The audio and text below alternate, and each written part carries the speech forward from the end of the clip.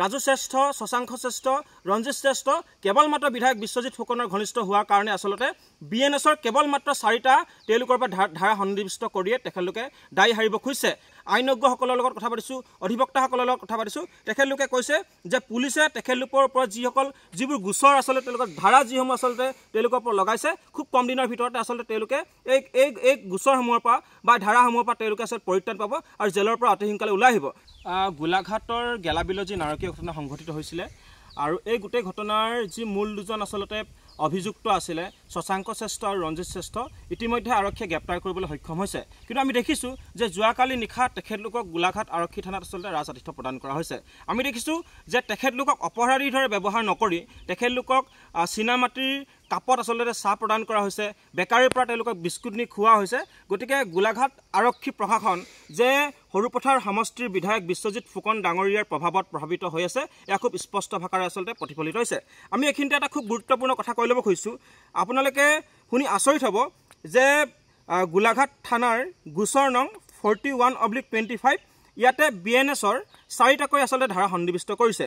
ইয়াতে 122/23/308/2/35 আচলতে BNSৰ এই 4টা আচলতে ধাৰা তেখেতলোকৰ ওপৰত সন্নিৱিষ্ট কৰিছে। এতিয়া প্ৰশ্ন কৰিব খুজিছোঁ, যি সময়ত আচলতে দুজন নাবালকক যিধৰণে অমানৱীয়ভাৱে অত্যাচাৰ কৰা হৈছিলে, যিধৰণে কাপোৰ খুলি পিটি তেখেতলোকৰ গাত গৰম পানী ছটিয়াই দিয়া হৈছিলে, নিমখ আনি দিয়া হৈছিলে, ভোট জলকীয়া লগাই দিয়া হৈছিলে, আমি তাৰপিছত আশা কৰিছিলোঁ যে জুভেনাইল জাষ্টিছ এক্টৰ অধীনত তেখেতলোকৰ ওপৰত গোচৰ ৰুজু কৰা হ'ব, এটেম্প টু মাৰ্ডাৰৰ আচলতে গোচৰ ৰুজু কৰা হ'ব। কিন্তু আমি দেখিলোঁ যে কেৱল মাত্ৰ এই গোটেইকেইজন ব্যক্তি ৰাজু শ্ৰেষ্ঠ, শশাংক শ্ৰেষ্ঠ, ৰঞ্জিত শ্ৰেষ্ঠ কেৱল মাত্ৰ বিধায়ক বিশ্বজিৎ ফুকনৰ ঘনিষ্ঠ হোৱাৰ কাৰণে আচলতে BNSৰ কেৱল মাত্ৰ 4টা তেওঁলোকৰ পৰা ধাৰা সন্নিৱিষ্ট কৰিয়ে তেখেতলোকে দায়ী হাৰিব খুজিছে। এতিয়া আমি ক'ব খুজিছোঁ, আমি বিভিন্ন আচলতে আইনজ্ঞসকলৰ লগত কথা পাতিছোঁ, অধিবক্তাসকলৰ লগত কথা পাতিছোঁ। তেখেতলোকে কৈছে যে পুলিচে তেখেতলোকৰ ওপৰত যিবোৰ গোচৰ আচলতে তেওঁলোকৰ ধাৰা যিসমূহ আচলতে তেওঁলোকৰ ওপৰত লগাইছে,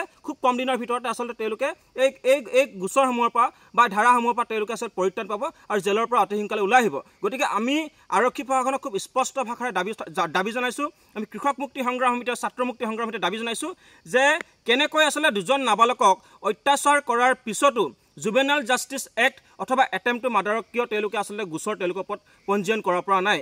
কিয় গোলাঘাট আৰক্ষী প্ৰশাসন কিয় কেৱল মাত্ৰ এজন বিধায়কৰ প্ৰভাৱত প্ৰভাৱিত হৈ আছে?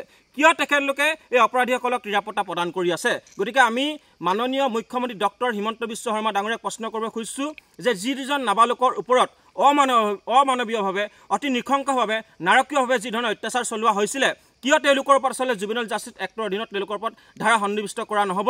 কিয় এটেম্প টু মাৰ্ডাৰ তেওঁলোকৰ ওপৰত ধাৰা আচলতে সন্নিৱিষ্ট কৰা নহ'ব? গতিকে আমি সন্দেহ প্ৰকাশ কৰিছোঁ কোনোবাখিনিত নহয় কোনোবাখিনিত সৰুপথাৰ সমষ্টিৰ বিধায়ক বিশ্বজিৎ ফুকন ডাঙৰীয়াই আৰক্ষী প্ৰশাসনৰ ওপৰত চাপ সৃষ্টি কৰিছে, তেওঁলোকৰ ওপৰত প্ৰভাৱ পেলাইছে। সেইকাৰণে আচলতে এনেকুৱা ধৰণৰ আচলতে অমানৱীয় এটা ঘটনা সংঘটিত হৈ যোৱাৰ পিছতো কেৱল মাত্ৰ BNSৰ 4টাকৈ ধাৰা সন্নিৱিষ্ট কৰিয়ে পুলিচ প্ৰশাসনে দায়িত্ব সামৰিছে। গতিকে আমি আশা কৰিছোঁ অতি শীঘ্ৰে গোলাঘাট জিলা আৰক্ষী প্ৰশাসনে জুভেনাইল জাষ্টিছ এক্ট আৰু এটেম্প টু মাৰ্ডাৰৰ দৰে আচলতে তেখেতলোকৰ ওপৰত গোচৰ জাপি দিব।